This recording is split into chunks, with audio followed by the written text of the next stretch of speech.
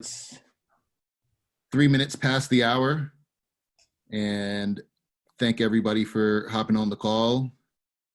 We're going to do some intros, and we're just going to go in alphabetical order by first name. Folks can introduce themselves, their program, and then for those who have questions, the purpose of this is to make ourselves available as PACE administrators. Type your questions into the group chat box, and we'll field them. We've already gotten a few, so we have a few lined up. But if we launch into intros, we'll start with Abby. All right, great. Thanks a lot, Bali. So my name is Abby Johnson. I'm the Executive Director of the Virginia PACE Authority, and we are the program administrators for Loudoun County, Virginia, Fairfax County, Virginia, and the city of Petersburg.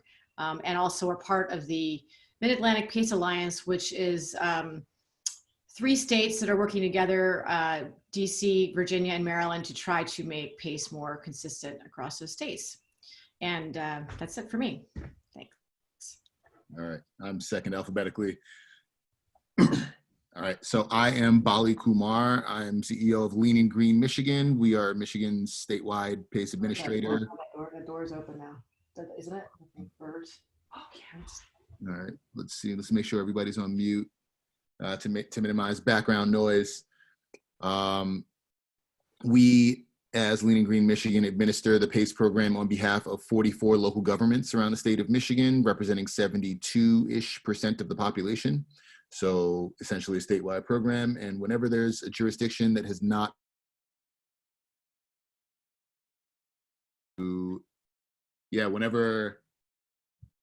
whenever there's a jurisdiction that hasn't opted in yet, we're happy to help the jurisdiction opt in. So let us know, leanandgreenmichigan.com.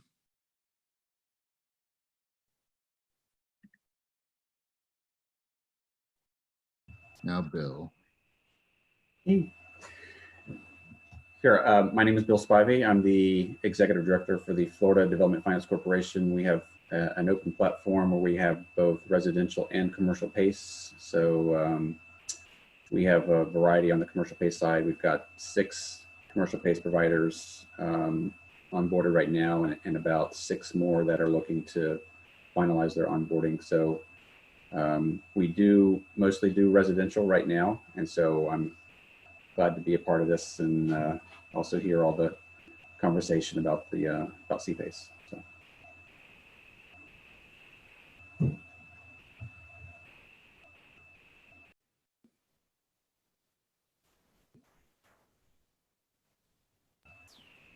Since I'm unmuted, I'm guessing I'm next. My name is Charlene Heidegger. I'm the president of the Texas PACE Authority. We are a nonprofit administrator. There are about 20 lenders who have decided to participate in our program, but that's a non-exclusive list. We serve 46 local governments in Texas, reaching about 60% of the population. Texas is kind of big, and to put that in perspective, we have 248 counties to go. But we work with local governments on a regular basis to onboard them, and we continue to grow. I'm excited to tell you we closed 2 PACE projects in Galveston County yesterday for about a total of about $2 million. So PACE is operational, and we're feeling like things are ramping up. So looking forward to talking to people about it. Over to Josh. Good morning. So my name is Josh Campbell. I'm the Executive Director of the Missouri Energy Initiative. MEI is a 501c3 in Missouri, deals with energy public policy, working to increase economic development and collaboration in the energy field in the state. Part of that was in 2015, we launched Show Me PACE, which is a clean energy district, a statewide clean energy district, serving more than 55 communities in Missouri. Since our inception in 2015, we've been lucky enough and privileged enough to facilitate $49 million in PACE financing, which has resulted in more than $250 million in construction loans. Statewide PACE in Missouri, similar to some other states, is we have to go to municipalities to adopt. So while we're at 55, we continue to grow. And we are, this year, with everything, we've still been working on 4 projects, look to have 2 closed in the next week, totaling 2 for the year, or 3 for the year. And happy to answer any questions you may have about PACE in Missouri, either Show Me PACE or PACE in general. Awesome. So yeah, for folks who want to add questions to the chat box, thank you for your questions already. And we'll just start running through them. So the first question, and I know Todd will probably unmute himself and chime in as well. Does each of your states allow the use of PACE to fund PPAs for the installation of renewable energy sources? Do we want to go alphabetically, or how do you specify? Go for it. All right. Yes. As far as there's no limitation on our state to do that. So there you go, for Virginia. Yeah, same here in Michigan. There's some nuances, but we've talked our way through it. And a PPA is a power purchase agreement, to answer that question. I guess I would just add, in Florida, it is allowed, but I think for our program, we have not gotten our hands around it because we're just used to a program where the homeowner actually owns the equipment. And so it's going to probably take us a little bit longer just to wrap our hands around the PPA, but it's not prohibited here in Florida.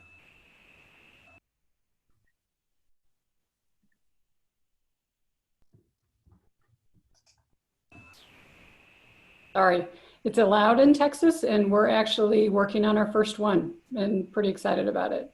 It's thanks to the guidance of a number of PACE administrators on this call, we've begun to chat about it and learn from others about it, and welcome input, frankly. Love to hear from people who've done it and who are interested in it. So as far as Missouri goes, there's nothing in the PACE statute that prohibits the use of a PPA, but our utility structures and others haven't, in state law, haven't necessarily found PPAs to be the most effective or volume-wise a good product that's been used. So no opposition or prohibition, but definitely not used that much. Awesome. All right, next question is about retroactivity. Do your programs allow for retroactivity with respect to PACE? So I'll start alphabetically. Abby Johnson with Virginia PACE Authority. We have been going back and forth on that in the state. A number of PACE lenders have asked us this question. And currently the way our statute is set up and the way our laws work in Virginia, pretty much if it doesn't say it explicitly in the statute, we can't do it. So right now we are not allowing retroactive. That being said, I think the guidance we're getting from our attorneys, and those attorneys are very familiar with PACE programs around the country, that if it has not received a final C of O, certificate of occupancy, we're considering it still allowed. But we're hoping in the future that you can change that, because we do know that this is often something that occurs and would help drive demand in our state. Great. And in Michigan, we allow retroactivity up to 36 months after the ECM, the applicable energy conservation measure, has been installed.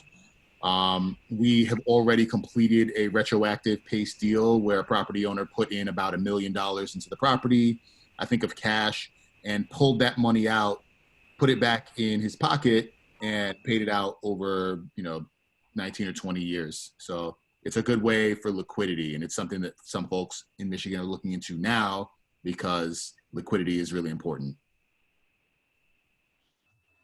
Within our program, we allow the same, looking back 36 months. I'm not sure if we had any come through at this time, but our consideration on that would be that they don't extend the maturity of the debt. So they would be allowed to look back 36 months, but not extend the maturity. In Texas, the statute doesn't address it, doesn't prohibit it. Our statute, however, requires an intent to save energy and water or to reduce demand. And so we've asked folks to go back and establish some proof of intent, some dated proof of intent, and we've been able to move forward from that.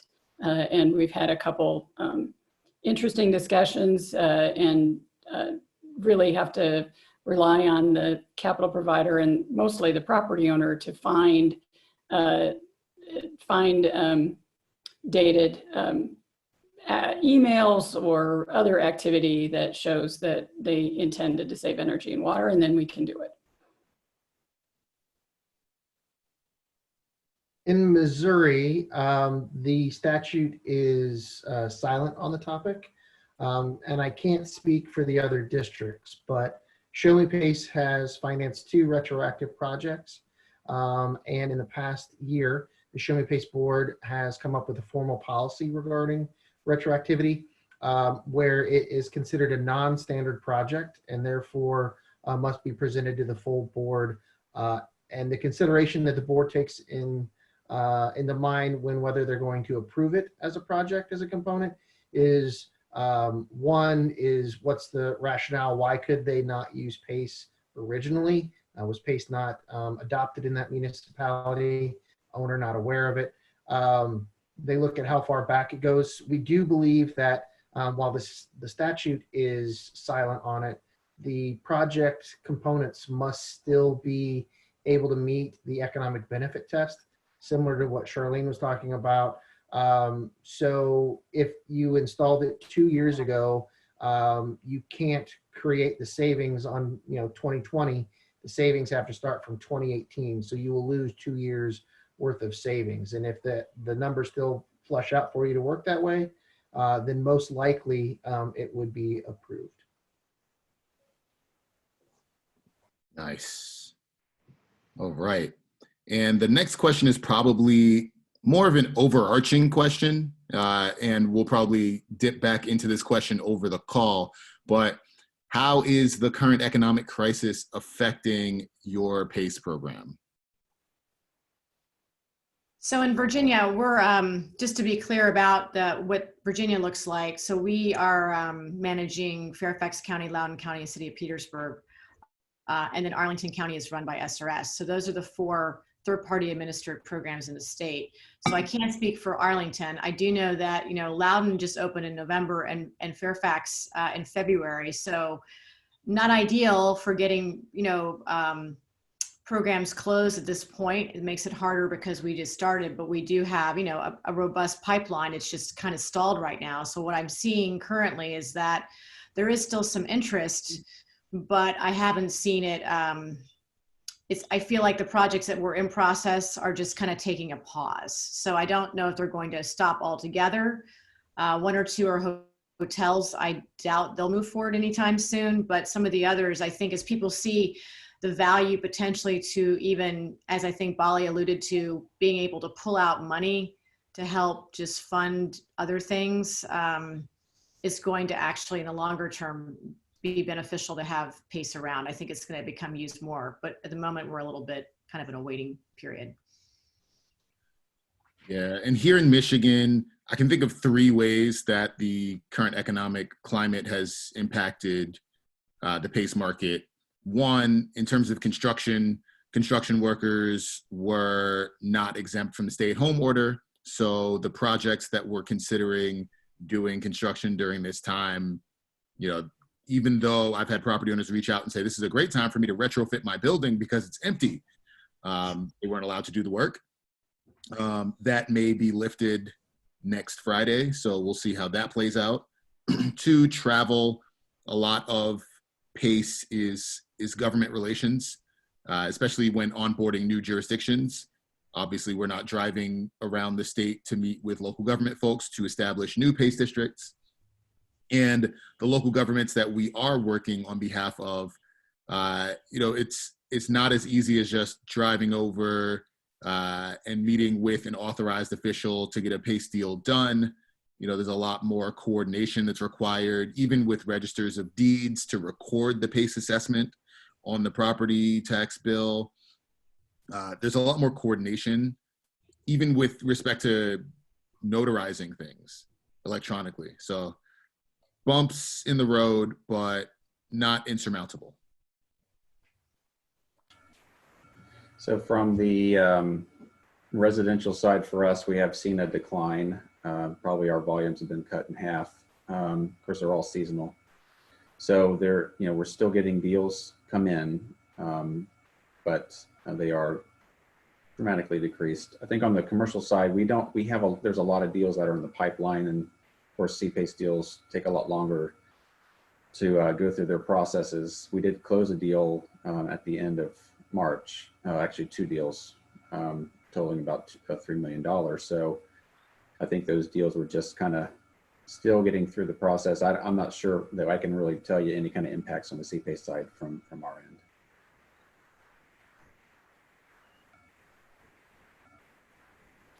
end. Sorry, I was trying to write notes.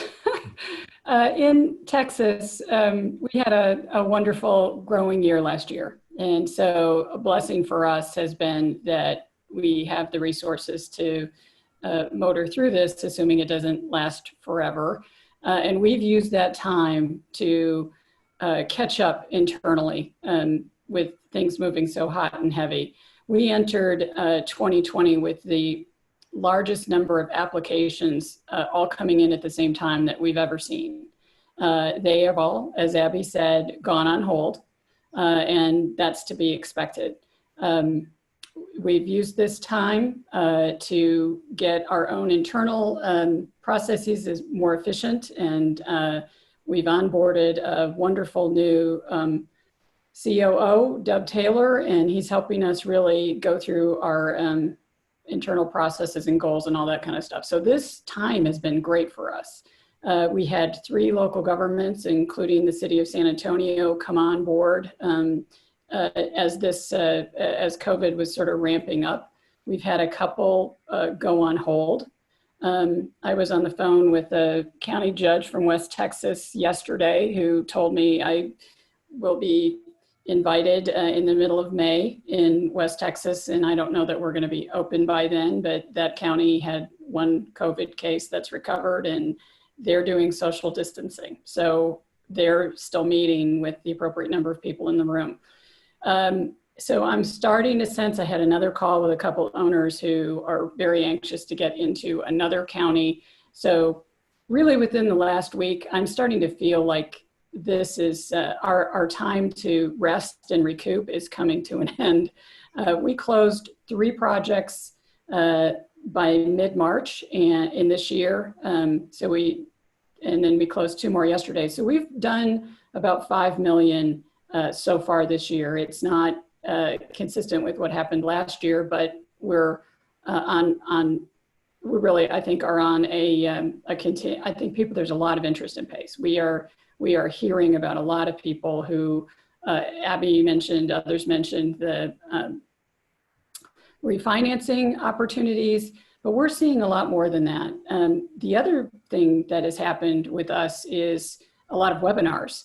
A lot of people that we wouldn't have reached otherwise in traveling all over doing in-person meetings are attending webinars, maybe just for something to do or just to see other faces. But knowing how much I'm enjoying seeing my counterparts here today, I get that. So we've done a lot of outreach that I think has been quite successful.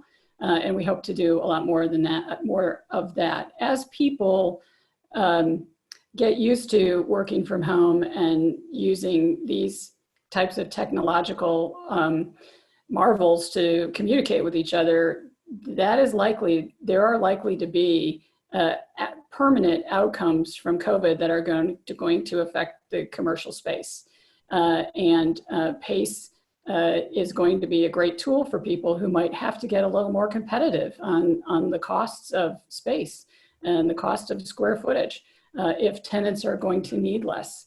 And so, or as people are recovering and these buildings start getting filled again. So we hope to be a service to everyone in recovery. This is just going to be a great source of capital that results in tremendous energy and water savings. And we look forward to being part of that.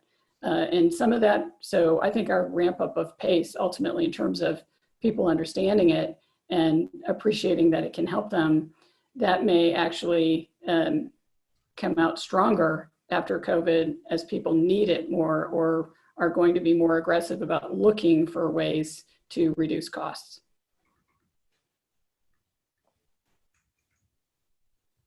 And in Missouri, I think just like everyone else, it's slowed down a little bit.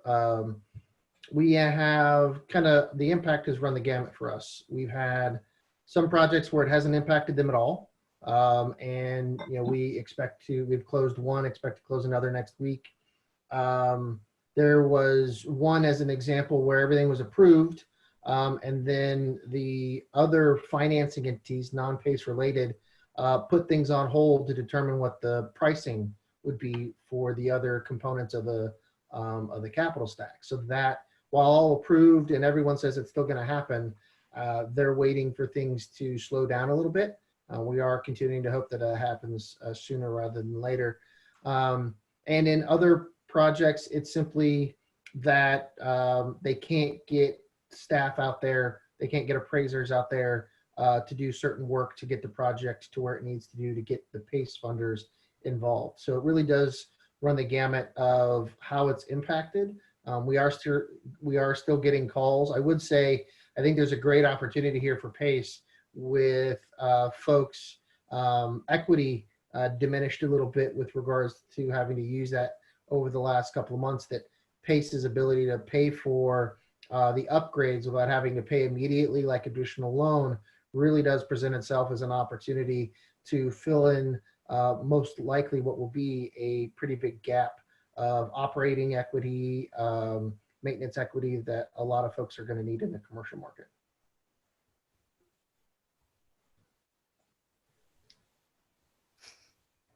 Thank you.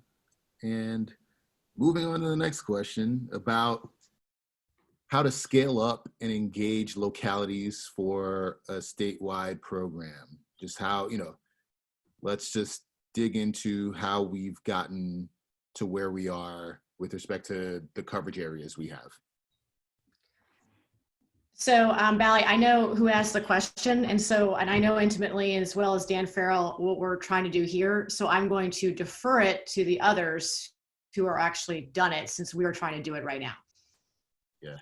And in terms of Michigan, it's taken years for us to get to this. It takes a lot of time and resources to individually go to local governments and convince them that they should be utilizing this Property Assessed Clean Energy Act that has been passed in their state. And every local government has different sensitivities. And so it really requires a lot of time and work. But I think once you get over a certain hump and certain folks opt in, then that inspires confidence in other folks to opt in.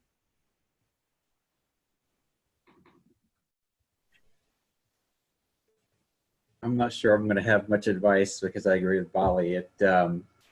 Every community seems to have their own idea of what gives them comfort with the PACE program.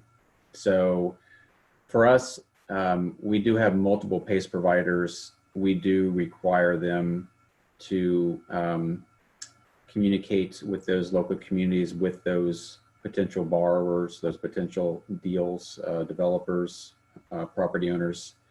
And so once they feel like there's a project there and it's ready to move forward, they will engage us to try to get them through the process of getting signed up. But I'm not sure anything other than something at the state level, legislatively wise, unless you are given certain abilities to really get into these communities, I'm not sure I have any advice to make it easier or to ramp it up. It can be difficult because every community does feel like they, even though they may not be experts in PACE, they feel like there's certain things that they want to protect against. So sorry, I don't have any advice on that. In Michigan, we accidentally I guess maybe accidentally isn't the right word, but we were motivated. We had a huge group of volunteers take a year, ended up being about a year and a half before all the documents were done. But we started after our pay statute looking for what we needed to do to ramp up and make this available throughout Texas. Because of our we don't have an income tax in Texas, so there are not a lot of resources for local governments to take something like this on. So from the very beginning in 2013, we worked to create a uniform model program. It's just, it's out there. Local governments don't have to follow it, but we worked very hard to create something that would be user-friendly for local governments. So it's called PACE in a Box, and it has best practices in underwriting, in the administrative formatting, and in technical standards, but all of the documents are done and available. So, so what I didn't appreciate at the time was how important it was going to be to have a program that had all the documents, that was uniform, that made it really easy for local governments to adopt. So there's a statutory requirement method for adopting a program, but all of the background is done. And so that has made a huge difference. And it's also enabled the 46 local governments to adopt a uniform program. And that has really helped. We tried to go back and copy what Colorado has, which is a statewide program that is administered by an outside party on behalf of the state. And we were not successful in that, but anybody who's putting a PACE program together now for their state, I would encourage them to do everything they can to figure out a way to do it statewide, because uniformity is critical to success. When I go out and visit with a local government, it really depends on the personalities and the traditions of that local government as to how long it will take for them to get their arms around PACE to decide whether or not they want to do it. Some local governments are very quick, and others take a year. It really depends on the backgrounds and the nature of that part of the state. Some parts of the state are very Tea Party, extremely conservative. A lot of people in Texas don't think local governments should have any role in economic development, even for a program like PACE that's free to the local government with very low risk.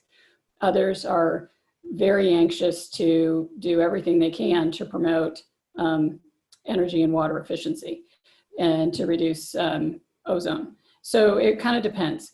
What I found are there are three things that absolutely have to happen with every local government, regardless of the background and the style. One is that the elected officials have to understand PACE. They don't have to know all the details, but they have to be comfortable with it, and all of their concerns about the impact on the local budget, the impact on the local staffing, which are, all great answers, but they have to be asked and answered. And then what is the risk if one of these fail? They have to understand and be comfortable with the answers to that. Second thing is that what we tell them sounds too good to be true, right? And so they need their own staffs to vet everything that we've told them and agree with the answers. And they've got to go through the documents. And that is actually happening faster now because there are so many local governments that, unlike in the beginning when it was just a few of us, they now can call their counterparts in other counties and other cities and get the scoop. And that is really providing assurances and helping out. And then the third thing that has to happen is the local business community needs to be on board. That can be as simple as a property owner who really wants to use the program. And so that project makes it real and not just theoretical. But we try and work as soon as we can with the economic development councils and the chambers because local government officials aren't going to create an intriguing program like PACE because some woman from Austin showed up, right? They're going to do it because their local business community is asking for it. They don't want to be out in front of their local community and their constituents. So those are the three things that we know every time we go into a local government. Those are the three things that have to happen. And so for us, when people say, well, how long is this going to take? The statutory process takes 2 meetings. The real question is, how long is it going to take to get people comfortable, to get the staff time to review, and to bring on the business community? Sorry for the long answer, but that's kind of how it's worked for us. Before Josh goes, can I provide a secondary kind of question that I think Dan is asking, so you can answer that, Josh? I think you're in particular in a position to respond. So in Virginia, we've been going, like everyone said, the arduous work, county by county, talking to different officials, explaining the value of PACE, and it works. It's been extremely slow going. And I think that some states have an ability to opt into an existing structure differently than just opting into one county. So in our state, you can opt into Loudoun County. That's what the city of Petersburg did. But then a lot of jurisdictions are like, I don't want to be part of Loudoun counties. So is there, understanding the ability to opt into something larger that has a more than just one county kind of feel to it, and also the process by which you do it. Some places like Pennsylvania, for example, do it by resolution, which for some legal reason, I believe to do with the language under the resolution, makes local governments more likely to do it than a full ordinance. So Josh, you're also an attorney, so I'm maybe over asking you, but just can you explain more how Missouri might facilitate that process more given its legal structure and given the way your program works across the state? Sure. So one thing I would state is, while I do think a statewide, kind of backing up here, a statewide program does provide its benefits. We were Show Me PACE was the 3rd district created in the state of Missouri. And we came in because there was a problem people felt with regards to either competition, pricing, efficiency, transparency. And so there was, the suggestion that competition among districts would be there, as well as amongst capital providers and contractors, etc. I think there's one statement here that covers everything, and that is all politics is local. Charlene definitely knows Texas better than anyone else. And the idea of how to deal with West Texas versus Dallas versus Houston versus Austin, we have, East Coast St. Louis, West Coast Kansas City, and then, some say we've got 5 states within one in Missouri, Southern, Northern, etc. So it really is complicated. And I think it's important for you all to know what you can and can't do locally. I would say what we have found communicating, number one, is that the idea of it being too good to be true is really hard to overcome for smaller communities. Big cities understand that. They understand the complexity. Smaller ones, it's harder. And that's where our traditional growth model is, where we bring in a partner with us. Several have mentioned if there's a project already of interest. That's been our growth model, is a project leads us into the community. We don't necessarily go into it. And that goes to, if we're going into a community, why would they want to join us versus the other statewide district that is in more communities than we are? Or there are jurisdictions themselves, like the county that you had mentioned, why they would or wouldn't do that. To be perfectly candid, we've done it multiple ways. We have gone into communities hand in hand with the other statewide district and said there's no reason, if we truly believe in competition, there's no reason we can't both be there. And there's no reason to confuse the local municipality with regards to PACE. We're all operating under the same law. So we went in there, we actually drafted a joint ordinance, and they adopted both at the same time. That works sometimes, it doesn't work others. It's not our traditional model. It just happened to work on a 3 to half dozen times. I would be, and I think that's the biggest thing, is if you're going into a community, have a partner, at least in your back pocket, the property owner ideally, or the developer, Know who the local opposition would be. That's usually just statewide in general, if there's a particular entity that might be opposed to what you're doing and what the traditional concerns are. I know, Charlene, you didn't mention this, but Texas has an article written by the bankers in Texas. And in rural Missouri, the local banks are really strong supporters of the community. So you have to be able to address that you're not going to be going after them, but you're going to be partnering with them. We have a letter from the Municipal League talking about PACE and the value to local municipalities and how it operates. So finding another trusted voice to bring with you is very important as well, and that can really cut down the time as far as passing. I would say, at least in Missouri, I have a hard, just based on my understanding, I would have a hard time in Missouri. A resolution would not suffice. An ordinance would be required. It is just like a state law. If you look at Congress, your state legislature, a resolution is not binding.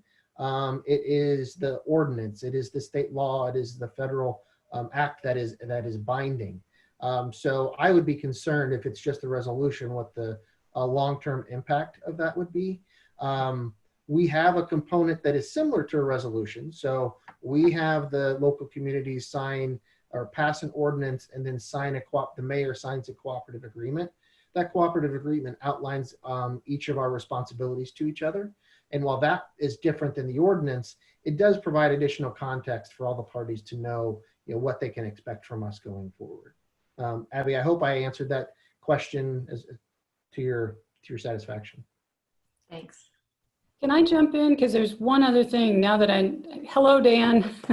I don't know if Virginia has local councils of government, but there are 24 in Texas. And Abby, you may remember that when we wrote PACE in a Box, we wrote it to give to our regional councils of government. And I'd already lined up another job. We were done, except that our regional councils of government, of the 24, only one said yes. And so we ended up having to create Texas PACE Authority. So there'd be somebody out there who wanted to move forward with all this PACE in a Box work that everybody had done. And so we're still here. But, something really wonderful happened in the last year. And that's that the Alamo area the Alamo Area Council of Governments, ACOG, which represents San Antonio, Bexar County, which is San Antonio, and 12 other counties, came to us and said, we couldn't do that in 2014, but we can do it now. They have really wonderful new leadership. And so they signed an agreement with us, and they got their board agreed that there would be an Alamo Area Council, a regional PACE program. And they now have 7 local governments that have signed on to it, and they are going out and signing up their local governments. And what's so wonderful about that is that they're trusted. Their board of directors is made up of the mayors and the county judges. So they do interlocal agreements on transportation and all kinds of stuff all the time. And so this was the original PACE in a Box plan.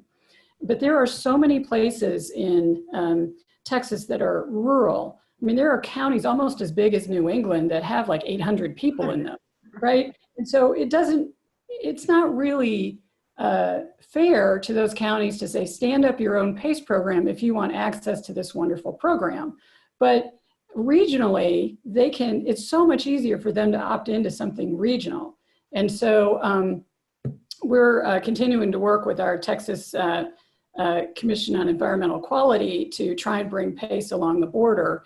And now that ACOG has stepped forward regionally, we're really using that to think about how can we serve these smaller communities. And this really is a public service idea. We're not doing this to make money. I mean, a lot of these counties may have a project every 10 years, but they should still have access to this tool. So I don't know whether others can look at this regionally, but I don't know what you would call it in Virginia, but in Texas, when local governments contract together, they're called interlocal agreements. And this model is based on interlocal agreements coming together. And when it's ACOG, then it's not one county's name over another county's name. You know, it's the region, and we can serve all of them that join. So we're pretty excited about it, which flags another point. Whether it's a statewide program or a regional program, it's the local assessment tool that's required to make this work. So it's opt-in, no matter how it's set up or administered. The local government has to decide to either stand up their own program or join. And in our effort to try and make this easier for local governments, joining is a lot easier than standing up your own program. Yeah.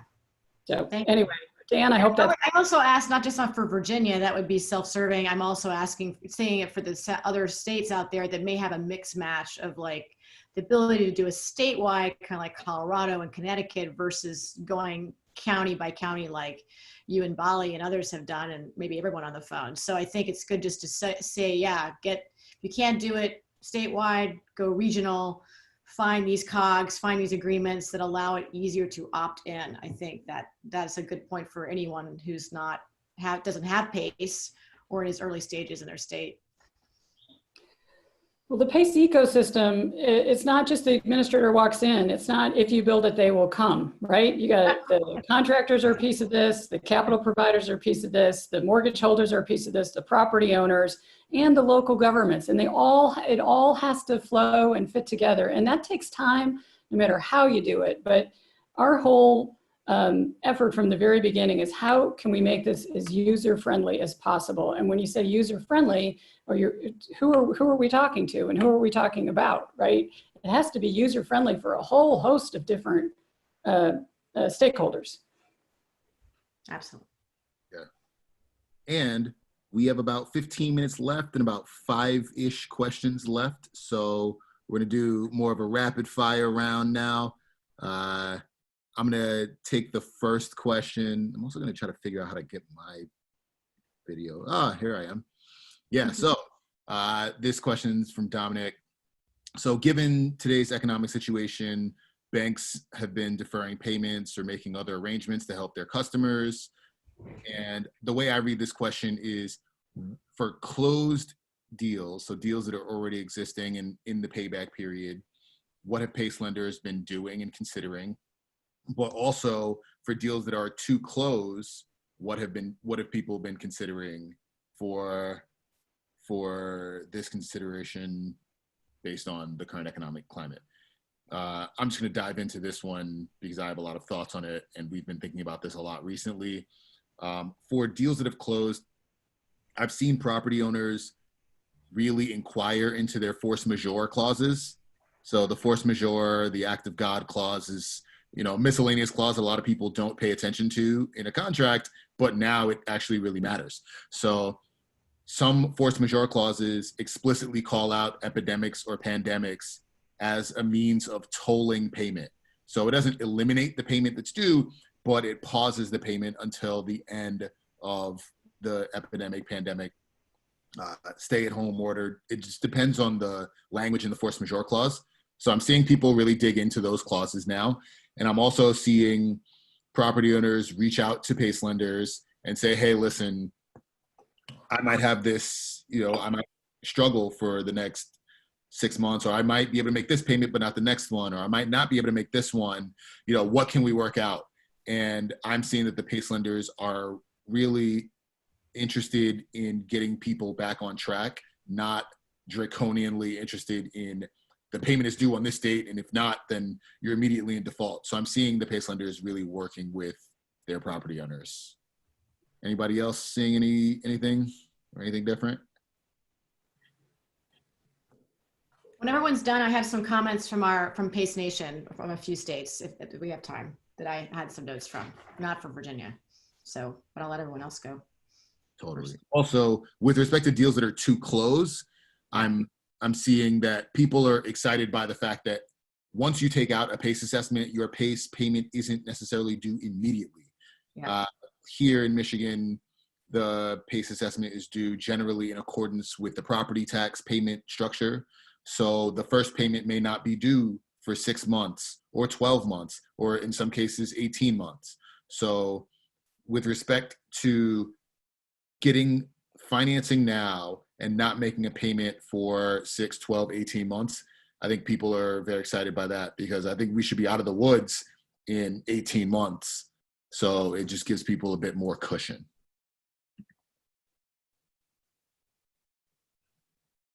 So if I can jump in really fast, what Connecticut said, because again, Virginia, we're early. What Bert Hunter from Connecticut, which is a statewide program, one of the most mature in the country, he said there's definitely been deferrals requested. And what they are doing is recalculating the payment to be higher starting in July through the term, or they're extending the maturity. So that's what they're doing in Connecticut. So I just thought I'd let you guys know. Brilliant. What's anybody seeing for the step down of the investment tax credit from 30 to 26%? Is that impacting any of your programs? Is that impacting people wanting to do, solar or not wanting to do it? I think it added some urgency. Part of the challenge was right before the step down, when there were a number of property owners interested in getting their projects done or in time to get the full amount. Before the step down was right when the tariff on solar panels hit, and some of the solar folks were able to grab all the panels that were available. And so we saw a couple of people with the problem of they couldn't get the panels before the step down. I don't think it stopped the projects. It just made them, made the cash flow a little bit harder. All right. Question for everybody. What terms have you been seeing, and what do you anticipate post-COVID, especially in light of the potential economic slowdown? I'm assuming term as far as maturity. Crystal ball in the kitchen. Sorry. Is it maturity wise, or like just terms, added terms in a? Oh, just terms generally, I think. Oh, okay. I can't add to this one. Don't worry. Me either. For you coming up. In Missouri, I tell you, we haven't seen anything different. Our first, 5 years ago, our projects were traditionally whatever got them to the lowest amount. So 11, 12, 15 years, stuff like that. Now we're all 20. Interest rates seem to be about the same across the board. Expectations, responsibilities, about the same across the board as well. I mean, I'm seeing interest rates fall in the same way that, Treasury notes have fallen. So I think PACE is in some way tied to Treasury rates. And I think the real juice behind PACE is the term. So we're seeing people go out 20, 25 years, and that makes the repayment small enough to justify a big project. So, up to 25 years here in Michigan, rates tied to the Treasury. I'm seeing stuff in the 5s recently. If I could just add too, I think in just the traditional bond market, because we're doing bonds for these, you're seeing a lot more analysis of the credit themselves. So I think you're going to see PACE providers having to really maybe dive a little bit more, especially when you have office spaces where if people may start doing more remote work or things like that, I think there's just going to be a lot more overall in the industry, a lot more concern and more investigation into the credit market. It's not going to be more of a, this is how we've kind of always done it. So I think it may take a little bit longer to do some of those due diligence as well. That's what I kind of feel. Bill, while we have you, on the residential end, how have states and communities overcome barriers for low income or disadvantaged homeowners? Yeah, that's an interesting question. And that's a sensitive topic, and I don't want to appear not sensitive to those issues. When I try to get a little bit more information on what those barriers, what they view those barriers as being, I think that there's a lot of misinformation when it comes to PACE and how it's applied and how the underwriting standards are applied as well. this is a financing, it's not incentives, and there's a requirement to pay those back. So I would say PACE is based more on a property assessment and the equity that's in the property first and foremost. There have been changes in years that have made the residential side look more at an ability to pay, look more at a credit-based type of underwriting for that. You see that in California. So what I would say is I'm not sure, when I think of barriers, I'm thinking of access to income. So whenever there is a project that wants to be done on a home, you're going to have a home improvement contract with that contractor, and then you're going to have to, those homeowners are going to have to decide how they're going to pay for that. So when it comes to access, I would think that residential PACE should be an additional tool for them, but it's going to be based on the equity in the property. So I would hope that those barriers are overcome with PACE, to be honest with you, but it all depends. A lot of PACE providers are collecting, they do a credit check. They are collecting information on income. So they are trying to do a little bit more on the credit base, but first and foremost, it is on the property. So I hope that PACE does address the access to capital for those areas. So if you have any additional questions, you can probably type them on here, but that would be my feedback. I hope I answered it okay. Hey, Bali, can I respond to that? Please.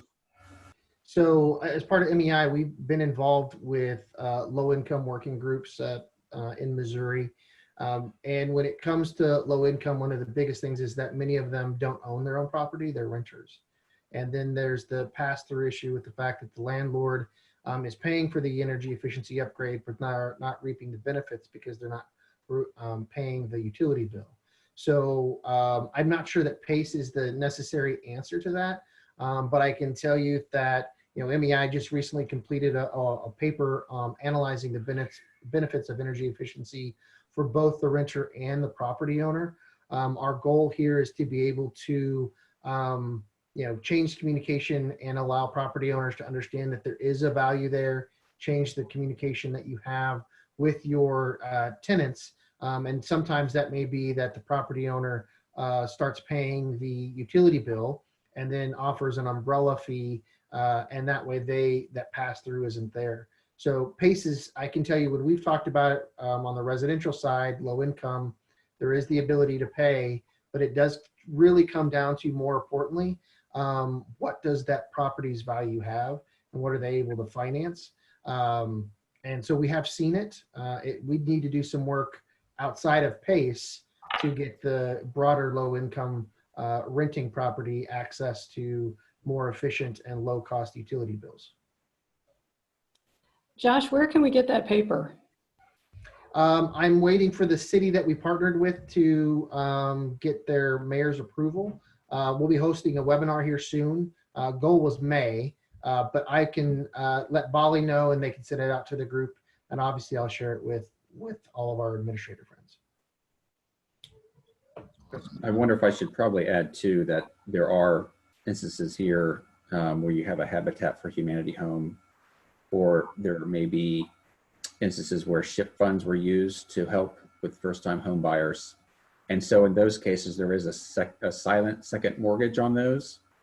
And at least with our program, we would not allow PACE to be put on those unless the holders of that second kind of said okay to it, because they feel like they are kind of in a first position when they're helping them. And it's a sensitive issue where if someone maybe, but they don't have full ownership of that property. And so they're not the only ones who can make a decision or should be making a decision on that. So at least from our program standpoint, they would not be allowed to have PACE through our program, because it is an ability to pay, and if they've asked for assistance or they've received assistance like that, we want to make sure that they can afford it. So. Cool. And I think we have time for one more question. So I'm going to go up to the very relevant healthy buildings retrofit question. You know, nowadays, a lot of folks are going to be thinking about healthy building retrofits, air quality measures, air handling, touchless doors, UV air filters, things like that. Are these measures PACE eligible in your state? Go. Yes, in Virginia, everywhere I can think of, yes. I'd say in Michigan, one thing that we are tied to is utility savings. So we would have to demonstrate some level of utility savings. But as long as we can do that, then sure. In Florida, it's all based on the state statutes that allows for energy efficiency, energy conservation, renewable energy, and wind hardening. So if it falls underneath one of those four, then yes, I would like to see some change in our statute that opens it up to more of these standards that we're having to face with COVID in the future. But it does have to touch on those four things in the statutes. And in Texas, it's energy efficiency, water efficiency, demand reduction, or creating power on site, distributed generation behind the meter. But I had a wonderful conversation with one of the terrific engineers that is reviewing projects within the Texas PACE program.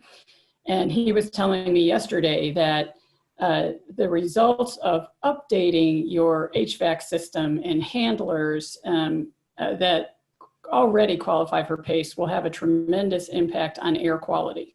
So this, like resiliency, some states allow resiliency financing, but for those of us limited to energy and water savings, there is a lot of technology already in these pots that also result in resiliency. Windows, combined heat and power. So we are going to look at this whole air handling, air quality issue as another benefit to what is in our statute now. Yeah, Missouri is limited to energy efficiency and renewable energy specifically that also provide an economic benefit. But if there's any tangential savings in any one of those, doesn't matter the amount it can be put in, it's the end amount the total borrowed amount has to exceed what you cost. Your savings has to exceed what it costs. Cool. We're at 11, so if anybody has any quick last words, feel free. I just want to thank everybody for taking the time to be on the call. And Bali, we want to thank you for putting this together. It was a great idea. It's nice to see everyone. But thank you specifically for doing this. Yes. Thank you, Bali. And if anybody has any other questions, feel free to contact us. Yes. Absolutely. Thanks, Bali. Okay, And we'll have more of these, right? This is Yeah. the first of many. Hopefully. Yeah. All right. Good job, everybody. Thank you. Thanks, everyone. Bye. All right. Thanks, bye. Soul, it's been recorded.